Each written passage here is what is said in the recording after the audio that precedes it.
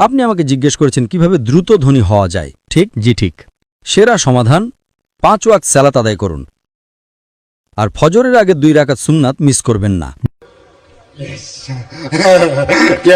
জানেন কেন?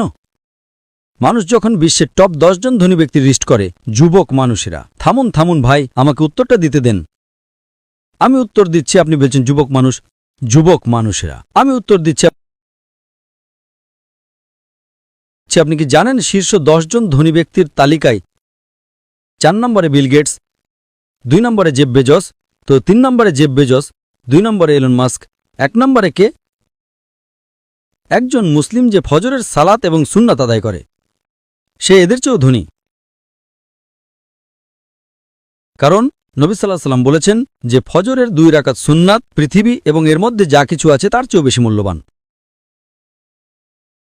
মানুষ এসে বলে, আমি 4 ওয়াক্ত পড়ি, ফজর সালাত মিস করি। আমি বললাম, কেন? আমি সকালে উঠতে পারি না। অন্য সব সালাত সময় মতো পড়ি, ফজর আমি উঠতে পারি না। তো আমি তাকে বললাম, আপনি তো একজন ব্যবসায়ী, ধরুন আমি আপনাকে বললাম কাল সকাল ভোরে 5টায় একটা ব্যবসার ডিল আছে যেখানে আপনি $1 মিলিয়ন পাবেন। আপনি কি সেই ডিলে যাবেন? আপনি বললেন হ্যাঁ, কিন্তু আপনি তো সকালে উঠতে পারেন না।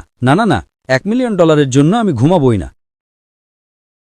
তাহলে $1 মিলিয়ন জন্য আপনি ঘুমান না, কিন্তু 2 রাকাত সুন্নাত যা পৃথিবী এবং এর মধ্যে যা কিছু আছে তার চেয়েও দামি, তার জন্য উঠতে পারেন না? ফজরের সালাতের মূল্য কত ভাবুন। সমস্যা হলো আমরা হাদিস শুনি কিন্তু বিশ্বাস করি না, কোরআন পড়ি কিন্তু বিশ্বাস করি না। আল্লাহ বলেছেন, তাই আমি বলি আমি কখনোই আমার ফজর মিস করব না, এমনকি আমার সুন্নাতও মিস করব না। কেউ আমাকে $1 মিলিয়ন দিলেও না। হ্যাঁ, সুন্নাত পড়া ফরজ নয়। আপনাকে যেটা বুঝতে হবে, যদি আপনি সত্যিই বিশ্বাস করেন, আপনি কি জানেন সেরা ব্যবসা কোনটা?